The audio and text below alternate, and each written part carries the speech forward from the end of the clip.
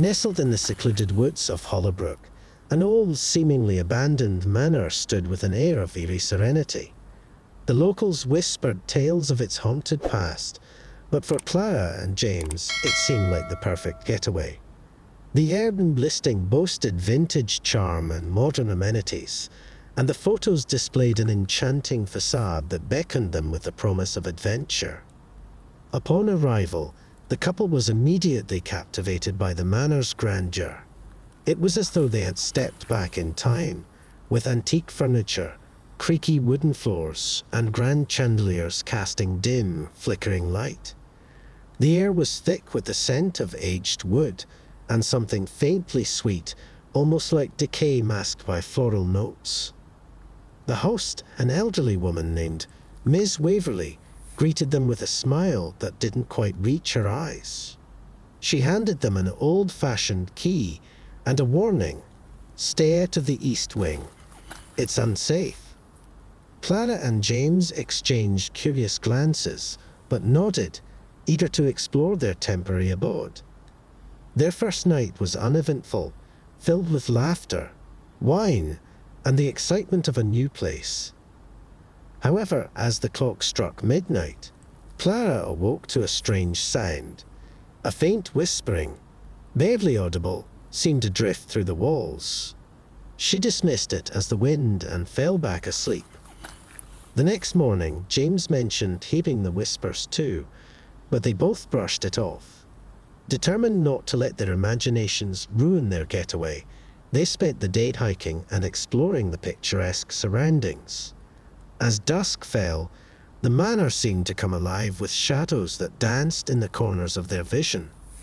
That night, the whispers grew louder, more insistent. Clara, unable to sleep, decided to investigate. She followed the hushed voices down the dimly lit hallway, past the grand staircase, and towards the forbidden east wing. The door was slightly ajar, and she hesitated, remembering Miss Waverley's warning. Curiosity won out, and she pushed the door open, revealing a corridor shrouded in darkness. James, waking to find Clara gone, quickly followed her footsteps. He found her standing at the entrance to the east wing, her face pale and eyes wide with terror. "Clara, what's wrong?" he whispered, his voice trembling. "Do you hear it, James? The whispers. They're calling us." James strained his ears and, to his horror, realized he could hear them too. They weren't just whispers. They were voices, pleading, crying, and sometimes laughing. It was as though the walls themselves were alive, echoing with the tormented souls trapped within. Determined to uncover the source, they ventured further into the east wing. The air grew colder, and an oppressive sense of dread settled over them. The corridor led to a large, ornate door. James pushed it open, revealing a grand ballroom, untouched by time, but filled with an overwhelming sense of sorrow. In the center of the room stood a large mirror, its surface cracked and fogged. As they approached, the whispers grew louder, more distinct. Clara reached out to touch the mirror, and the room seemed to shift around them. The reflection showed not their own faces, but those of ghostly figures, trapped in eternal anguish. They recoiled in horror as the figures began to speak. "Help us! Free us!" The voices were desperate, imploring. Clara and James realized with a jolt that these were the spirits of those who had once lived in the manor, doomed to haunt it forever. Just then, a cold hand grasped Clara's shoulder. She spun around to find Miss Waverley standing behind them, her eyes now dark voids. "You shouldn't have come here," she hissed. "Now you can never leave." The door slammed shut, and the whispers turned to screams. Clara and James were trapped, ensnared by the malevolent force that ruled the manor. Days turned into weeks, and the couple became part of the whispers, their souls bound to Hollowbrook Manor forever. Back in the village, the manor's listing remained active. A new couple, intrigued by the charming photos and enticing description, booked their stay, unaware of the horrors that awaited them. The cycle continued, the whispers growing louder with each new arrival. Hollowbrook Manor, claiming more souls in its insidious embrace.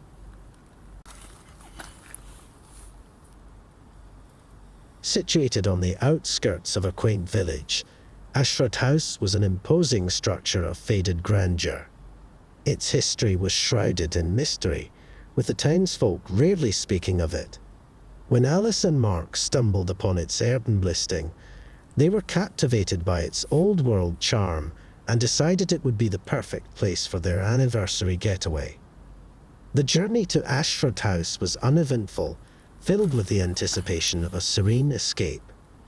As they drove up the long, winding driveway, the house loomed ahead, its dark silhouette standing stark against the twilight sky. The once majestic gardens were overgrown, the windows dark and unwelcoming. They were met by the host, a middle-aged man named Mr. Grayson, whose demeanor was as cold as the evening air. He handed them an antiquated key with a stern warning. "Do not venture into the attic. It's not safe." Mark and Alice nodded, bemused by the caution but too eager to begin their holiday to pay it much mind. The interior of Ashford House was a labyrinth of antique furniture, dusty portraits, and creaky wooden floors. The couple spent their first evening exploring the house, fascinated by its history and the sense of stepping back in time. As night fell, they settled into the master bedroom, lulled to sleep by the gentle patter of rain on the windows. In the dead of night, Alice awoke with a start. She thought she heard a faint scratching sound, like nails on wood. She listened intently, but the noise stopped as abruptly as it had begun. Convincing herself it was just her imagination, she drifted back to sleep. The next morning, Mark mentioned having strange dreams about the attic. Alice, intrigued, suggested they explore it despite Mr. Grayson's warning. The idea seemed thrilling, a small rebellion against the house's eerie rules. As they climbed the narrow staircase to the attic, the air grew colder and a sense of unease settled over them. The door at the top was heavy and made of dark, weathered wood. Mark turned the key, and the door creaked open to reveal a room cloaked in shadows. The attic was filled with old trunks, cobweb-covered furniture, and an overwhelming sense of melancholy. In the corner, a large mirror stood, its surface obscured by dust. As Alice wiped away the grime, the mirror's reflection revealed a figure standing behind them.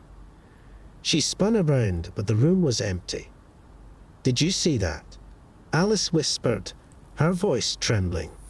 Mark nodded, his face pale.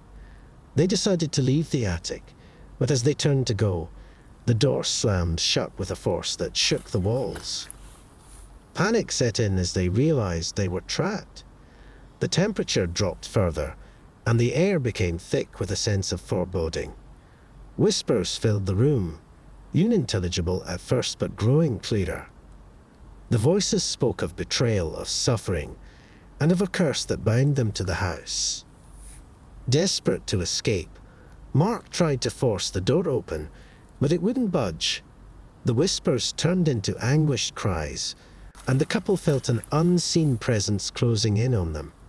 Alice, in a state of near hysteria, grabbed a nearby candlestick and smashed the mirror. The shards scattered across the floor, and a deafening silence followed. Suddenly, the door swung open, and the oppressive atmosphere lifted. They fled the attic, hearts pounding, and returned to the bedroom, locking the door behind them. The rest of the night passed in fitful sleep, haunted by the cries they had heard. The next day they confronted Mr. Grayson, demanding to know the truth about Ashford House. He sighed heavily, revealing the tragic history of the house. Years ago, a family had lived there, and the parents had discovered their children's dark secret, a fascination with the occult. The children had performed rituals in the attic, unwittingly summoning a malevolent spirit that had cursed the house and claimed their lives. The spirits of the children and the entity they had summoned remained trapped in the attic, bound by the curse. Mr. Grayson had tried to keep it contained, but the house had a will of its own, drawing in new victims. Alice and Mark decided to leave immediately. Their dream vacation turned nightmare.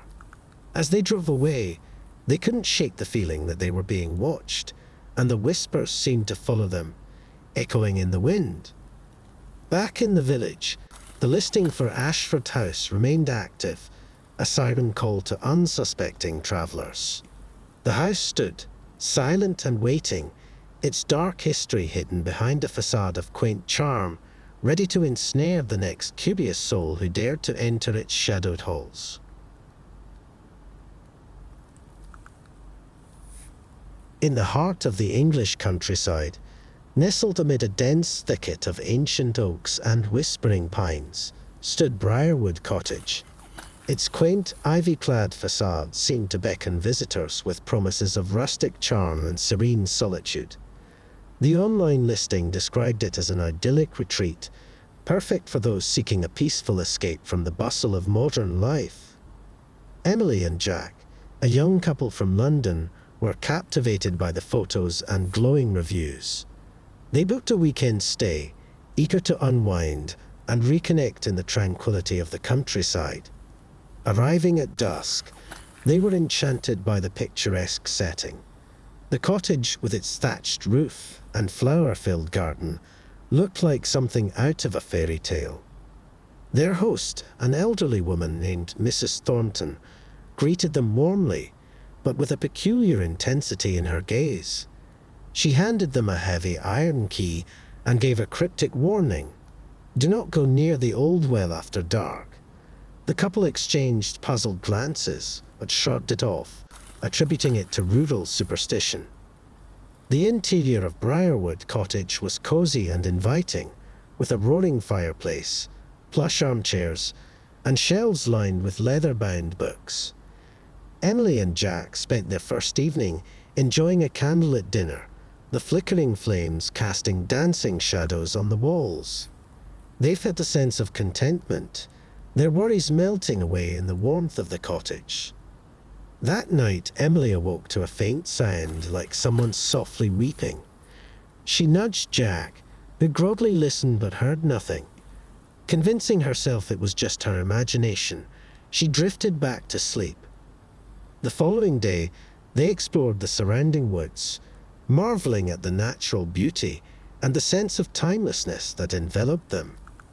They stumbled upon the old well that Mrs. Thornton had mentioned. It was overgrown with moss and vines, its stone walls crumbling with age.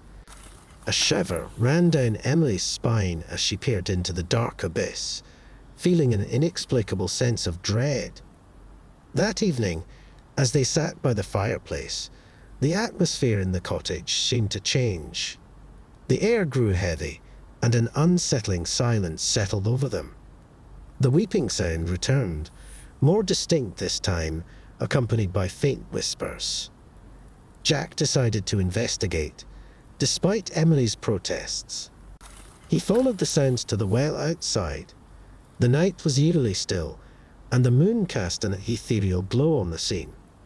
As he approached the well, the whispers grew louder, pleading and desperate. Suddenly, a figure emerged from the darkness, a ghostly apparition of a young woman, her eyes hollow and filled with sorrow. Jack stumbled back, his heart racing.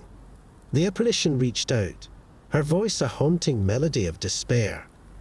"Help me! Free me!" Panicked, Jack ran back to the cottage, slamming the door behind him. He found Emily pale and trembling, having experienced the same eerie encounter in her dreams. Determined to uncover the truth, they searched the cottage for clues. In the attic, they discovered an old journal hidden beneath a loose floorboard. It belonged to a woman named Eliza, who had lived in the cottage over a century ago. Her entries detailed a tragic love story and a forbidden romance that ended in betrayal and death. Eliza had been wronged by a jealous suitor who drowned her in the well, cursing her spirit to remain trapped there forever. The couple realized that Eliza's spirit was reaching out to them, seeking justice and release. They knew what they had to do. As dawn broke, they returned to the well, armed with the knowledge from Eliza's journal. They performed a simple ritual, reciting words of forgiveness and closure, hoping to free Eliza's tormented soul. The air around them shimmered, and the oppressive atmosphere lifted. The ghostly figure appeared one last time, her expression softened with gratitude before fading into the morning mist. Relieved and exhausted, Emily and Jack returned to the cottage, feeling a profound sense of peace. They packed their belongings and prepared to leave, knowing they had played a part in righting a historic wrong. As they drove away, the sun rising over the tranquil countryside, they couldn't help but glance back at Brierwood Cottage. It stood as serene as ever, its dark secret finally laid to rest. The listing remained, but now with a new sense of peace, waiting for the next guests to enjoy its rustic charm without the shadows of the past. Back in the village, Mrs. Thornton watched them go, a knowing smile on her lips. She had seen many come and go, but few had the courage to face the cottage's haunted history. Brierwood Cottage, once a place of sorrow, was now a place of healing, its tale a testament to the power of love and redemption.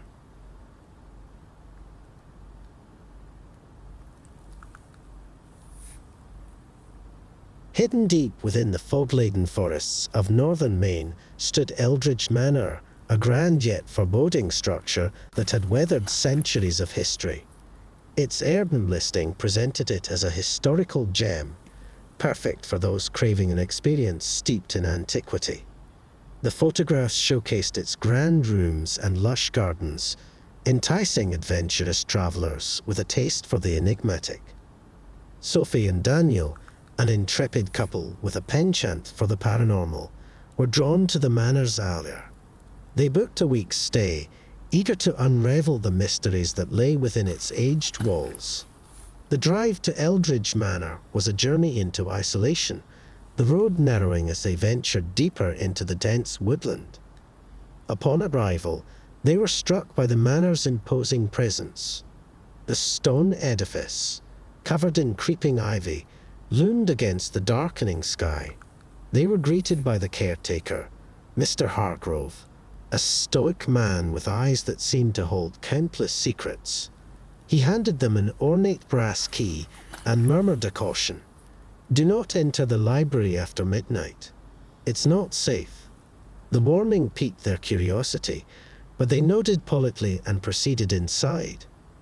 The interior of Eldridge Manor was a labyrinth of opulent yet time-worn rooms. Antique furniture filled the spaces, and portraits of stern-faced ancestors lined the walls, their eyes seemingly following the couple's every move. Sophie and Daniel spent the first evening exploring the manor, marveling at its grandeur and the palpable sense of history. As night fell, a storm rolled in, and the manor seemed to come alive with the sounds of howling wind and creaking wood. Sophie awoke in the middle of the night to a faint, rhythmic tapping. She listened closely and realized it was coming from the direction of the forbidden library. Unable to contain her curiosity, she gently shook Daniel awake. "Do you hear that?" she whispered. Daniel listened for a moment before nodding. "It's coming from the library," he said, a mixture of excitement and apprehension in his voice. They decided to investigate, despite Mr. Hargrove's warning. They made their way through the dark corridors, the only light coming from their flickering flashlight. As they approached the library, the tapping grew louder and more insistent. The door to the library was slightly ajar, and they hesitated before pushing it open. Inside, the air was thick with dust and the scent of old books. The library was vast, with towering shelves filled with ancient tomes. In the center of the room stood a large mahogany table, and on it lay an open book. The tapping noise seemed to emanate from the book itself. Sophie stepped closer, her heart pounding, and saw that the book's pages were turning on their own, as if an invisible hand was rifling through them. Suddenly, the room grew colder, and an eerie silence fell. The couple felt a presence, a chilling sensation that made the hairs on the back of their necks stand up. They turned to leave, but the door slammed shut with a deafening bang. Panic set in as they realized they were trapped. A ghostly figure materialized before them, a woman in a tattered dress, her eyes hollow and filled with sorrow. She reached out towards them, her voice a whisper of despair. "Help me!" Sophie and Daniel, frozen in fear, listened as the spirit recounted her tragic tale. Her name was Eleanor, a former resident of Eldridge Manor who had been wronged by her own family. Betrayed and murdered, her soul had been bound to the manor, doomed to wander its halls for eternity. The tapping, Eleanor explained, was her attempt to communicate, to find someone who could uncover the truth and set her free. Sophie and Daniel, driven by a mix of fear and compassion, vowed to help her. They spent the next day researching the history of Eldridge Manor, discovering hidden letters and forgotten records that pieced together Eleanor's story. They learned that Eleanor had been accused of witchcraft by her jealous sister, who had coveted her inheritance. The accusation led to a tragic series of events culminating in Eleanor's death and her sister's subsequent madness. The manor's library had been the site of Eleanor's final moments, and her spirit remained bound to it. Armed with this knowledge, Sophie and Daniel devised a plan to perform a ritual that would release Eleanor's spirit. As midnight approached, they returned to the library, carrying candles and the letters they had found. They recited words of forgiveness and closure, pleading for Eleanor's spirit to find peace. The air in the library shimmered, and Eleanor's apparition appeared once more. Her expression softened as she listened to their words. With a final, sorrowful smile, she whispered, "Thank you," and then faded into the aether, leaving behind a sense of profound stillness. The oppressive atmosphere lifted, and the couple felt an overwhelming sense of relief. They knew they had succeeded in freeing Eleanor's tormented soul. The storm outside had subsided, and the manor seemed to bask in a newfound tranquility. The next morning, they informed Mr. Hargrove of what had transpired. He listened in solemn silence, his eyes betraying a hint of emotion. "Thank you," he said simply, his voice thick with gratitude. "Eleanor's spirit can finally rest." Sophie and Daniel left Eldridge Manor, their hearts lightened by the knowledge that they had brought peace to a haunted soul. The manor, once a place of sorrow and unrest, now stood as a testament to the enduring power of truth and redemption. As they drove away, the sun breaking through the clouds, they glanced back at Eldridge Manor. It stood serene and majestic, its dark history laid to rest. The earthen listing remained now, offering not just a historical retreat, but a place where the past had been reconciled with the present, inviting new guests to enjoy its tranquil beauty without the shadow of its haunted secrets.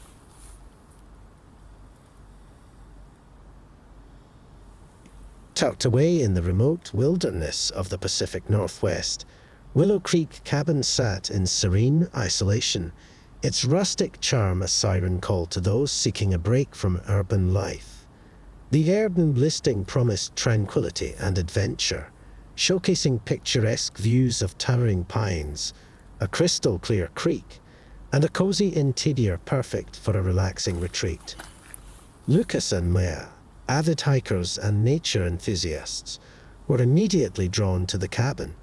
They booked a week-long stay, excited to immerse themselves in the natural beauty and solitude. The drive to Willow Creek took them deep into the forest, the road narrowing as they approached their secluded destination. Upon arrival, They were captivated by the cabin's idyllic setting. It was a postcard-perfect scene, with smoke curling from the chimney and the gentle babble of the creek providing a soothing soundtrack. The host, an elderly man named Mr. Whittaker, met them with a warm smile, handing them a heavy iron key. "Enjoy your stay," he said, his eyes twinkling with a hint of mischief. "But be wary of the woods at night." Lucas and Maya shrugged off the warning, eager to explore. The cabin's interior was just as charming, with its rustic wooden beams, stone fireplace, and comfortable furnishings. They spent the first day hiking along the creek, marveling at the untouched beauty of their surroundings. As night fell, they settled in by the fire, the warmth and crackle of the flames creating a cozy atmosphere. However, as the clock ticked past midnight, Maya heard a faint, eerie whispering outside the window. She dismissed it as the wind and went to bed. The next morning, they woke to find strange symbols carved into the trees surrounding the cabin.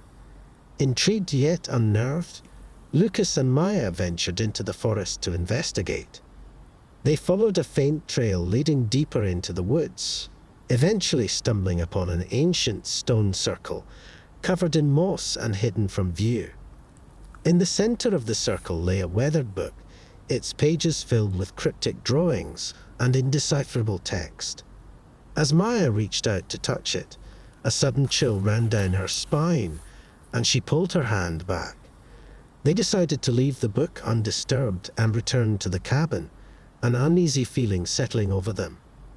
That night, the whispering returned, louder and more insistent. Lucas, unable to sleep, decided to investigate. Armed with a flashlight, he stepped outside, following the sound to the edge of the forest. The trees seemed to close in around him, their branches swaying ominously despite the still air. Suddenly, a figure emerged from the shadows, a ghostly apparition of a woman, her face twisted in anguish. She reached out towards Lucas, her voice a haunting melody of sorrow. "Help me! Break the curse!" Terrified, Lucas stumbled back to the cabin, his heart pounding. He found Maya awake and trembling, having experienced the same encounter in her dreams. Determined to uncover the truth, they searched the cabin for clues. In the attic, they discovered a hidden journal belonging to a previous occupant named Eliza.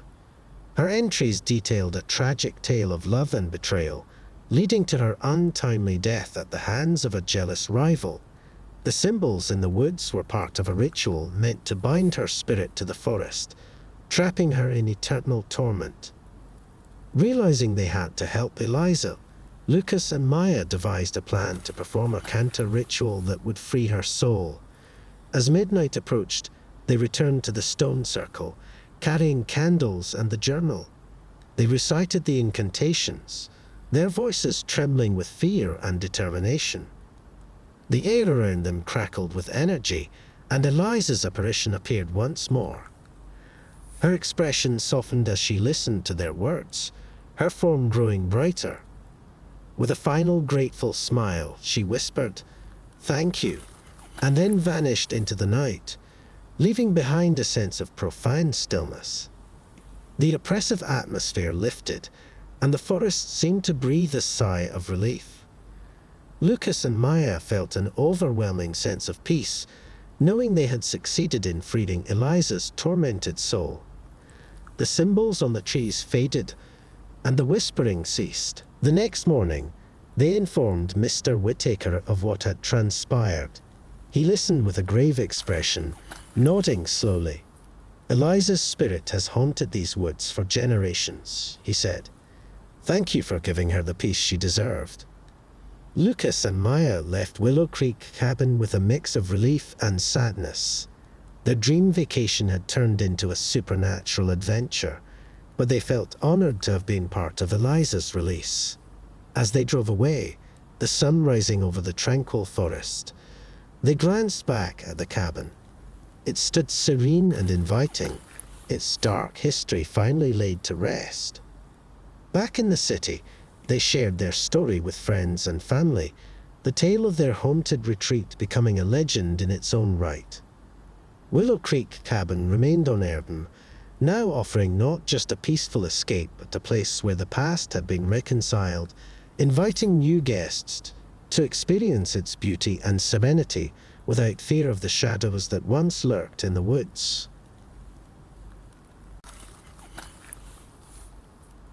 On the outskirts of a sleepy coastal town, Rosewood Manor stood, its grand facade hiding a history steeped in mystery and tragedy. The Airden listing painted it as a luxurious retreat, boasting stunning sea views and opulent interiors. The photos showed sunlit rooms and lush gardens, enticing travellers with the promise of elegance and tranquility. Emma and David, a couple in need of a break from their hectic city lives, were drawn to Rosewood Manor's allure. They booked a long weekend, eager to immerse themselves in its charm and escape the pressures of their daily routines. The drive to the manor took them through winding coastal roads, the salty breeze a welcome change from the urban air. Upon arrival, they were greeted by the manor's imposing presence. Its stone walls, entwined with ivy, seemed to whisper tales of the past. Their host, an elderly woman named Mrs. Hawthorne, welcomed them with a gentle smile, but a warning as well.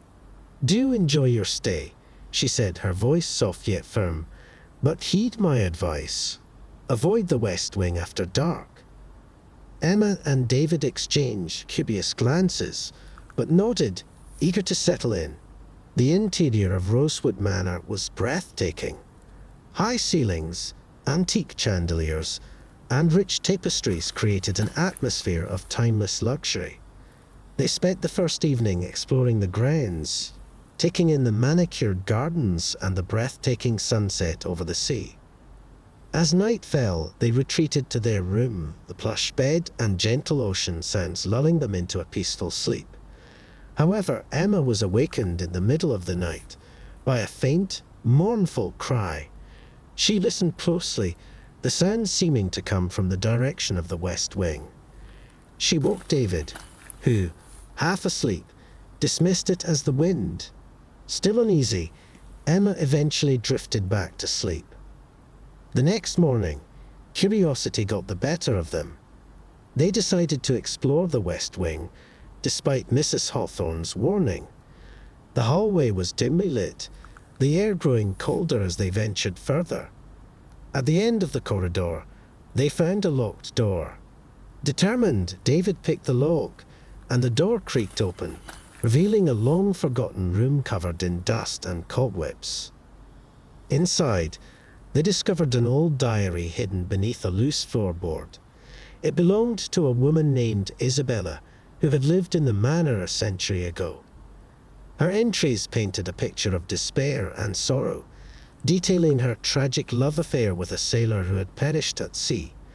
Overcome with grief, Isabella had taken her own life in that very room, her spirit forever bound to the manor. As they read, the room grew colder, and the air seemed to thicken. They heard the mournful cry again, this time clearer and more desperate. The couple realized they had disturbed Isabella's resting place and that her spirit was still trapped, reliving her sorrow. Determined to help, they decided to perform a ritual to free Isabella's spirit. They gathered candles and flowers, following the instructions they had found in the diary. As midnight approached, they returned to the West Wing, their hearts pounding with a mix of fear and determination. They lit the candles and arranged the flowers, reciting words of peace and closure. The temperature in the room plummeted, and Isabella's ghostly figure appeared before them, her expression a mixture of anguish and hope. "Help me. Find peace," she whispered, her voice echoing with centuries of sorrow.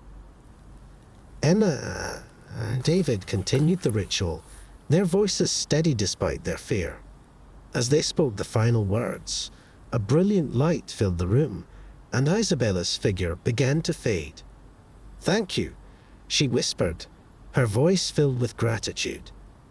With a final sorrowful smile, she disappeared, the oppressive atmosphere lifting. The room grew warm again, and the couple felt an overwhelming sense of relief. They had succeeded in freeing Isabella's tormented soul, allowing her to finally find peace. They left the west wing, closing the door behind them, and returned to their room, exhausted but content. The next morning, they shared their experience with Mrs. Hawthorne. She listened quietly, her eyes reflecting a deep sadness. Isabella's story is known to those who have cared for Rosewood Manor, she said softly. Thank you for giving her the peace she deserved. Emma and David spent the rest of their stay enjoying the tranquility of the manor, the haunting cries replaced by the gentle sounds of the sea. They left with a sense of fulfillment, knowing they had played a part in righting a historic wrong. As they drove away, the sun shining brightly over the coastal landscape, they glanced back at Rosewood Manor. It stood serene and majestic, its dark history finally laid to rest. The Airbnb listing remained, now offering not just a luxurious retreat, but a place where the past had been reconciled with the present, inviting new guests to enjoy its beauty and tranquility without the shadows of its haunted secrets.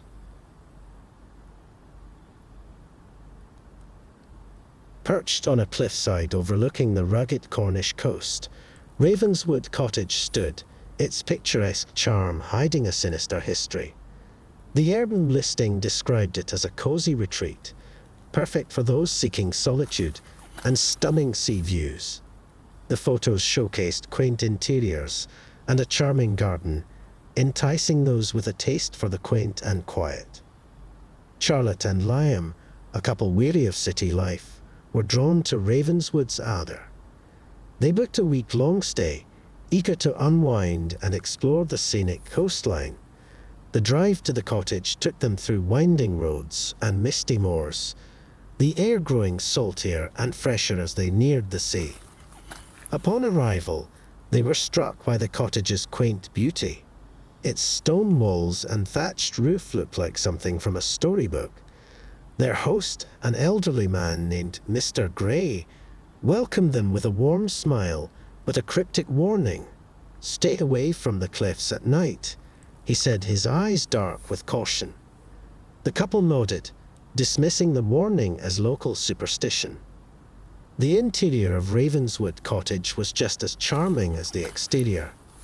The cozy living room, with its roaring fireplace and overstuffed armchairs, invited them to relax. They spent their first day exploring the nearby beach and enjoying the breathtaking views from the cliffside. That night, as they settled into bed, Charlotte was awakened by the sound of soft, mournful singing. She strained to hear, realizing it was coming from outside. She nudged Liam awake, but he dismissed it as the wind. Uneasy but exhausted, she eventually fell back asleep. The next morning, they discovered an old journal hidden in a drawer. It belonged to a woman named Eliza, who had lived in the cottage a century ago. Her entries told of a tragic love affair with a lighthouse keeper, Thomas, who had died in a storm at sea. Overcome with grief, Eliza had thrown herself off the cliffs, her spirit forever bound to the place where she had last seen her lover. As they read, the air in the cottage grew colder, and the mournful singing returned, louder and more insistent. Determined to uncover the truth, Charlotte and Liam decided to investigate the cliffs, despite Mr. Gray's warning. They approached the cliff's edge cautiously, the wind howling around them. Suddenly, the ghostly figure of a woman appeared, her face twisted in sorrow. She reached out towards them, her voice a haunting melody. "Help me! Find Thomas." Terrified, they stumbled back to the cottage, their hearts pounding. They found Mr. Gray waiting for them, his expression grave. "Eliza's spirit has haunted these cliffs for generations," he said. "Her soul cannot rest until she is reunited with Thomas." Determined to help, Charlotte and Liam devised a plan. They discovered that Thomas's body had never been recovered, but local legends spoke of a hidden cave where his remains might have washed ashore. With Mr. Gray's guidance, they set out to find the cave, hoping to bring closure to Eliza's tormented spirit. As night fell, they navigated the treacherous path along the cliffside, their flashlights flickering in the darkness. They found the cave, half submerged by the tide, and ventured inside. There, they discovered a weathered skeleton, its tattered clothes still clinging to the bones. They performed a simple ritual, placing flowers and reciting words of peace and closure. As they did, the air around them shimmered, and Eliza's apparition appeared once more. Her expression softened as she saw the remains of her beloved Thomas. "Thank you," she whispered, her voice filled with gratitude.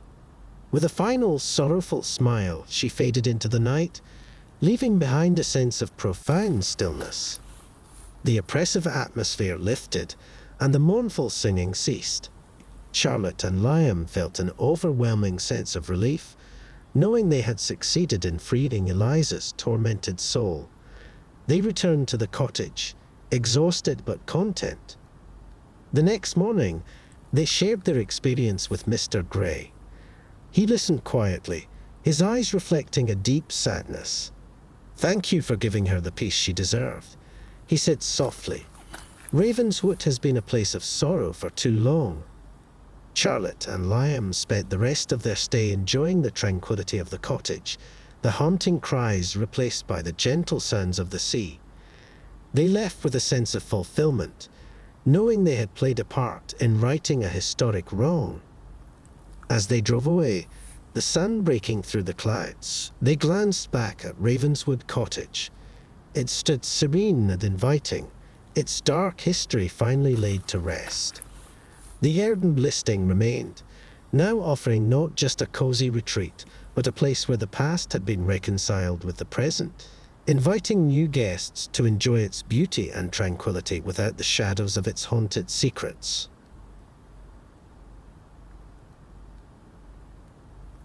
Nestled in the heart of the English countryside, Blackthorn House stood as a relic of bygone days. Its grand facade and sprawling gardens were a picturesque escape from modern life. The Airbnb listing highlighted its historical charm and serene surroundings, promising an idyllic retreat for those seeking peace and quiet. Rachel and Mark, a couple with a love for historic homes, were immediately captivated by Blackthorn House. They booked a weekend stay, eager to immerse themselves in its old-world charm. The drive to the house took them through narrow, winding lanes lined with ancient trees, the sense of stepping back in time growing stronger with each mile. Upon arrival, they were greeted by the sight of the manor's ivy-covered walls and the scent of blooming roses. Their host, a middle-aged woman named Mrs. Wainwright, welcomed them warmly, but with a hint of caution. "Enjoy your stay," she said, "but I must advise you to avoid the east wing after sunset." Curiosity piqued, Rachel and Mark nodded, eager to explore. The interior of Blackthorn House was a treasure trove of antique furniture, oil paintings, and elaborate woodwork. They spent their first day wandering through the rooms and gardens, marveling at the beauty and craftsmanship. As night fell, they settled in by the fireplace, the warmth and flickering light creating a cozy atmosphere. However, Rachel was awakened in the middle of the night by a faint, melodic singing. She listened intently, realizing it came from the direction of the forbidden east wing. She woke Mark, who, though groggy, decided to investigate with her. They tiptoed through the dark corridors, the only light coming from their flickering flashlight. The singing grew louder as they approached the east wing. The door was slightly ajar, and they hesitated before pushing it open. Inside, the air was cold, and the room was filled with a pale, ethereal glow. In the center of the room stood a ghostly figure of a young woman, her eyes filled with sorrow. She seemed to be trapped in a perpetual state of mourning, her voice a haunting lullaby. "Please, help me," she whispered, her voice echoing with despair. Terrified, Rachel and Mark fled back to their room, their hearts pounding. The next morning, they found an old journal hidden in a drawer. It belonged to a woman named Eleanor, who had lived in Blackthorn House over a century ago. Her entries told a tale of love and loss, revealing that she had fallen in love with a stable boy named William. Their love was forbidden, and when her father discovered their secret, he had William sent away, never to be seen again. Heartbroken, Eleanor had wasted away in the East Wing, her spirit unable to move on. Determined to help, Rachel and Mark decided to uncover the truth about William. They ventured into the village and spoke with the elderly residents, piecing together fragments of the past. They learned that William had died in a tragic accident while trying to return to Eleanor, his body buried in an unmarked grave near the house. Armed with this knowledge, they returned to Blackthorn House and began searching the grounds. Near an old oak tree, they discovered a hidden marker indicating William's final resting place. They performed a simple ritual, placing flowers on the grave and reciting words of peace and closure. As they did, the air around them shimmered, and Eleanor's ghostly figure appeared once more. Her expression softened as she saw the flowers and heard their words. "Thank you," she whispered, her voice filled with gratitude. With a final sorrowful smile, she vanished, the oppressive atmosphere lifting. The next morning, they shared their experience with Mrs. Wainwright. She listened quietly, her eyes reflecting a deep sadness. Eleanor's spirit has haunted Blackthorn House for generations, she said softly. "Thank you for giving her the peace she deserved." Rachel and Mark spent the rest of their stay enjoying the tranquility of the house, the haunting cries replaced by the gentle sounds of nature. They left with a sense of fulfillment, knowing they had played a part in righting a historic wrong. As they drove away, the sun breaking through the clouds, they glanced back at Blackthorn House. It stood serene and inviting, its dark history finally laid to rest. The AirBnb listing remained, now offering not just a historical retreat, but a place where the past had been reconciled with the present, inviting new guests to enjoy its beauty and tranquility without the shadows of its haunted secrets. Deep in the Appalachian Mountains, Everwood Lodge sat cloaked in mystery. Its rustic charm and seclusion were irresistible to those yearning for a retreat far from the bustling city. The AirBnb listing advertised serene forest views, a cozy interior, and a promise of complete privacy. It seemed like the perfect getaway for nature lovers. Emily and Jack, a couple with a penchant for adventure, were drawn to Everwood Lodge. They booked a week-long stay, eager to explore the wilderness and enjoy the solitude. The drive took them through winding mountain roads, the dense forest growing thicker as they ascended. Upon arrival, they were greeted by the lodge's rugged beauty.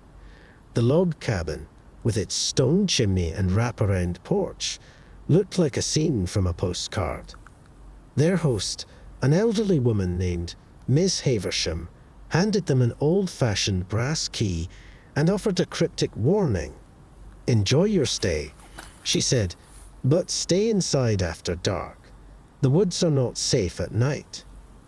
Emily and Jack exchanged curious glances, but nodded, eager to start their vacation.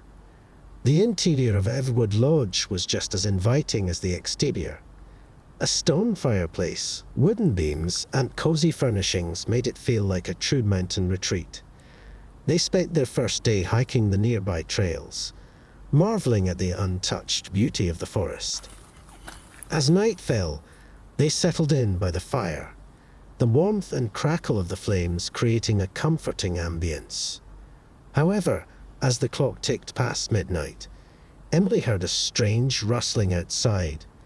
She dismissed it as a woodland creature and went to bed. The next morning, they discovered strange symbols etched into the trees surrounding the lodge. Intrigued but uneasy, Emily and Jack decided to investigate further. They followed a narrow path deeper into the woods, eventually stumbling upon an old dilapidated cabin hidden among the trees. Inside, they found a dusty journal that belonged to a man named Thomas, who had lived in Everwood Lodge a century ago.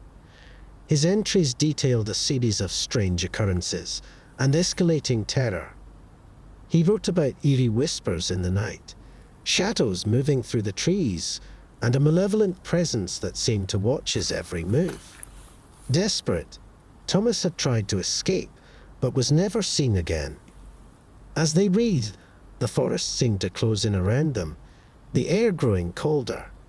They decided to leave the journal where they found it and hurried back to the lodge, an oppressive sense of dread settling over them. That night, the rustling returned, louder and more insistent. Jack decided to investigate, flashlight in hand. He stepped outside, the beam cutting through the darkness. The forest was unnervingly silent, and he could feel eyes watching him. Suddenly, a shadowy figure emerged from the trees, its form barely human. It whispered Thomas's name, the voice filled with malice and sorrow. Terrified, Jack fled back to the lodge, slamming the door behind him. He found Emily pale and trembling, having heard the whispers inside the house. Determined to uncover the truth, they searched the lodge for clues, eventually discovering a hidden compartment under the floorboards. Inside was an old map, marked with strange symbols and notes about an ancient curse.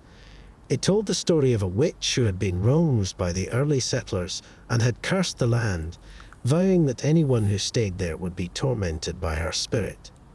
Thomas had tried to break the curse, but had failed, becoming one of its many victims. Emily and Jack knew they had to try to lift the curse if they were to escape. They gathered herbs from the forest, following the instructions on the map, and performed a ritual of cleansing and protection.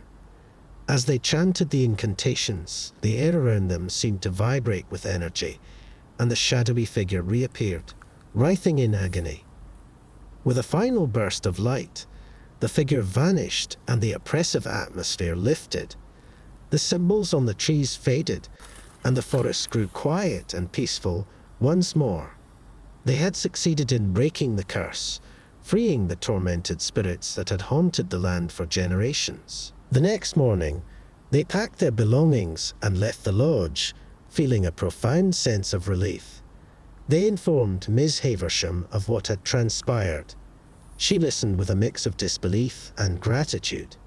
"The curse has plagued this land for as long as I can remember," she said softly. "Thank you for ending it." Emily and Jack returned to the city with a story that would become legend among their friends and family.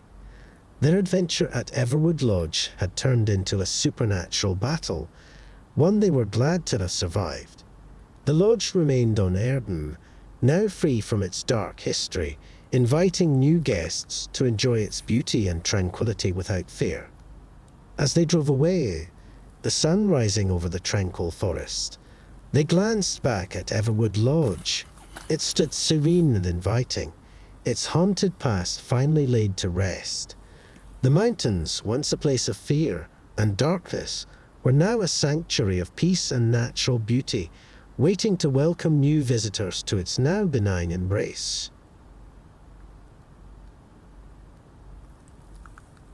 There was a nagging unease in Clara's gut as she scrolled through the idyllic pictures. The restored Airstream gleamed silver in the California sun, nestled amongst rolling vineyards. The caption boasted secluded getaway and unforgettable stargazing. Perfect for a writer seeking inspiration, Clara thought, ignoring the prickle at the back of her neck. She booked it on impulse, a desperate escape from the sterile walls of her writer's block. The drive was peaceful, the silence broken only by the rhythmic hum of the car and the rustle of unseen creatures in the tall grass. As dusk settled, casting long shadows across the deserted road, Clara finally spotted the weathered sign, "The Rental." A dirt path snaked off the main road, disappearing into a thicket of gnarled oak trees. The Airstream materialized from the gloom, its chrome surface reflecting the last embers of the dying sun. An ornately carved wooden door, incongruous against the metal shell, creaked open with a sigh as Clara approached. Inside, the space was surprisingly roomy, furnished with vintage furniture and travel posters. A handwritten welcome note sat on a weathered table, signed simply M. Unease gnawed at Clara again. There was no sign of M, no check-in, nothing but the unsettling silence that seemed to press against the thin walls of the Airstream. She unpacked, the silence broken only by the creak of the floorboards and the unsettling sigh of the wind outside. As darkness fell, Clara attempted to work, but the rhythmic tapping from the roof, like skeletal fingers drumming a frantic beat, shattered her concentration. She ventured outside, heart hammering against her ribs. The source of the sound remained a mystery. The gnarled branches of the oak trees clawed at the inky sky, their shadows twisting like phantoms in the flickering light of her phone. Nightmares plagued her sleep.